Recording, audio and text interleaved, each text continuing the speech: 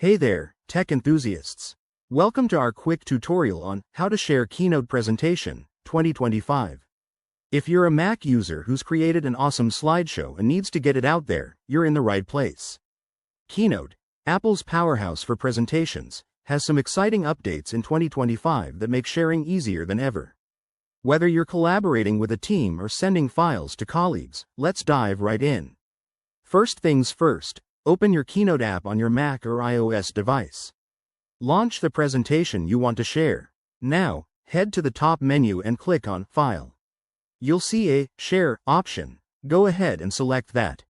In 2025, Apple has enhanced this with better integration for iCloud and third-party apps, so it's super seamless.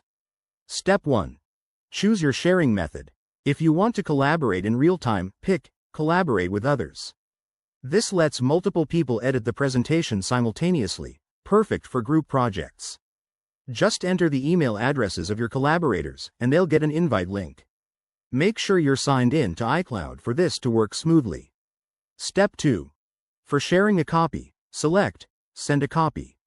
You can export as a PDF, PowerPoint file, or even a video. This is great if you need to share with non-Apple users.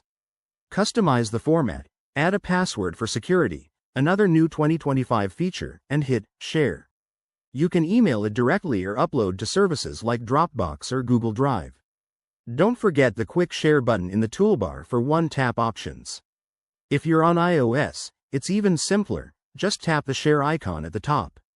One quick tip. Always check your file size before sharing, especially for large presentations, to avoid any upload issues. And if you're sharing sensitive info, use the new encryption options in Keynote 2025. There you have it. Sharing your Keynote presentation is now faster and more secure. Give this video a like if it helped, and subscribe for more 2025 tech tips. Thanks for watching, and see you next time.